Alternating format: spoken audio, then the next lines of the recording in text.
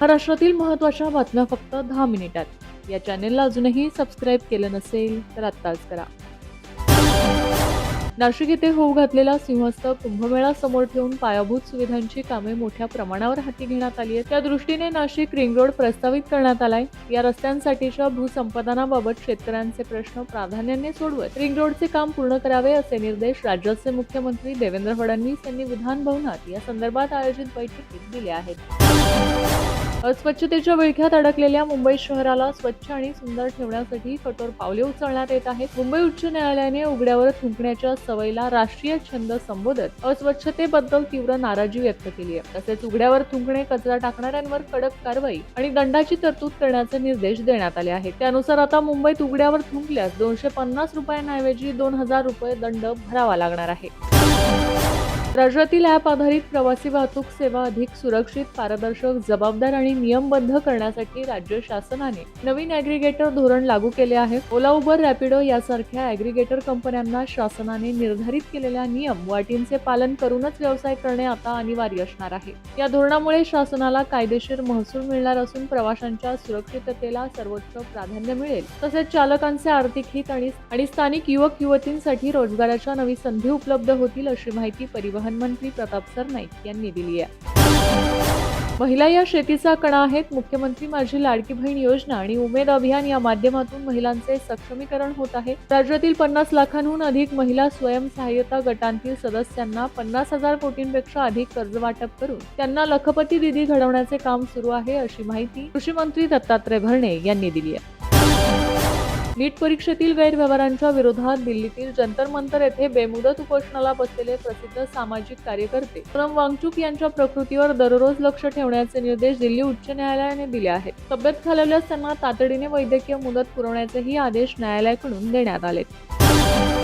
केंद्र सरकारने corporate average fuel efficiency म्हणजेच कॅफे नियमांच्या 3ऱ्या टप्प्याअंतर्गत प्रवासी वाहनांसाठी अधिक कडक इंधन कार्यक्षमता मानके प्रस्तावित केली आहेत. यामध्ये कार्बन डायऑक्साईड उत्सर्जनाचे कठीण लक्ष्य, पर्यावरणपूरक तंत्रज्ञानासाठी प्रोत्साहन आणि बाजारपेठेवर आधारित अनुपालन यंत्रणेचा समावेश आहे. केंद्रीय ऊर्जा मंत्रालयाने गुरुवारी संबंधितांच्या विचारार्थ कॅफे 3 नियमांचा मसुदा प्रसिद्ध केलाय. सध्या लागू असलेली कॅफे 2 नियमावली 31 मार्च 2027 रोजी संपणार असून त्यानंतर 1 एप्रिल 2027 पासून हे नियम लागू करण्याचा प्रस्ताव आहे. हे नवीन नियम पुढील 5 वर्षांसाठी लागू राहतील.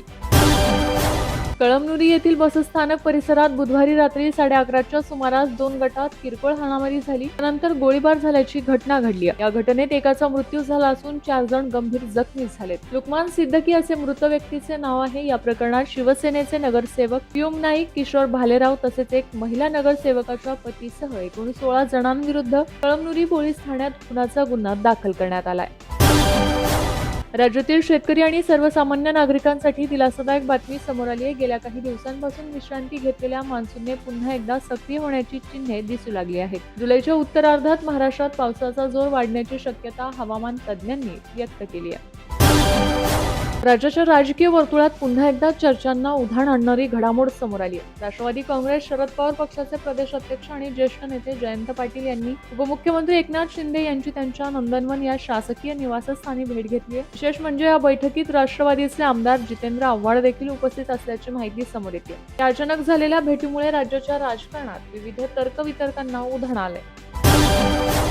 गेल्या काही दिवसांपासून राज्यभरात अन्न व औषध प्रशासन विभागाकडून कारवाईचा धडाका सुरू आहे. एफडीएच्या कारवाईत भेसळयुक्त दूध, खाद्यतेल, अन्नपदार्थासह हॉटेल्सवर कारवाई करण्यात येते. एफडीएने मुंबई, पालघर, वसई, वाशी, सांगली, अकोला, जळगाव, विक्रोळी, नाशिक, पुणे जिल्ह्यात कारवाई करून जवळपास 5,22,00,000 रुपयांचे भेसळयुक्त तेल, दूध, अन्नपदार्थ जप्त केले आहेत. एफडीएच्या या कारवाईमुळे राज्यातील भेसळ माफियांचे धाबे आता दणाणले आहेत.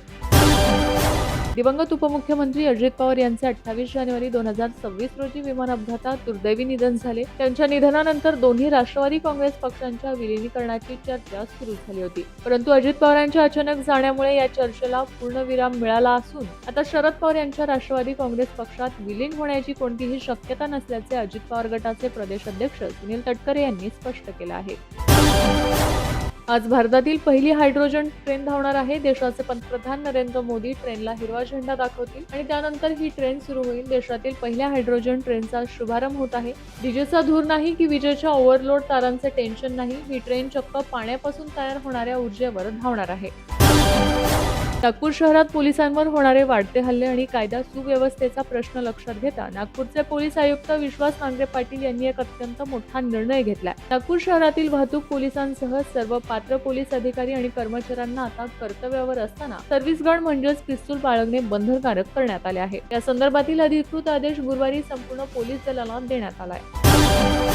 नाशिक त्र्यंबकेश्वर मधील आगामी सिंहस्थ कुंभमेळ्यासाठी राज्य शासनाने मोठा निर्णय घेतला आहे. राज्य शासनाने कुंभमेळ्यासाठी स्वतंत्र उपजिल्हाधिकारी पद निर्माण करण्यास मंजुरी दिली आहे. कुंभमेळ्याच्या पार्श्वभूमीवर येथील जिल्हाधिकारी कार्यालयात तात्पुरत्या स्वरूपात उपजिल्हाधिकारी वर्ग अ संवर्गात एक पद निर्माण करण्यात येणार असून याबाबतचा शासन निर्णय काढण्यात आलाय. शासकीय योजनांचा लाभ मिळवण्यासाठी धर्मांतर करून अनुसूचित जाती आणि अनुसूचित जमाती प्रवर्गात गेलेल्या व्यक्तींचे लाभ सुरू किंवा बंद करण्याबाबत राज्य सरकार धोरण आणणार असल्याची माहिती समोर आली आहे. अनुसूचित जाती आणि अनुसूचित जमाती प्रवर्गात काही व्यक्तींनी धर्मांतर केल्यानंतरही आरक्षण आणि विविध शासकीय योजनांचा लाभ घेत असल्याचा मुद्दा राज्याच्या पावसाळी अधिवेशनात उपस्थित करण्यात आला होता. या पार्श्वभूमीवर राज्य सरकारने या विषयाचा सखोल अभ्यास करून धोरण निश्चित करण्यासाठी 27 सदस्यीय समिती स्थापन केली आहे.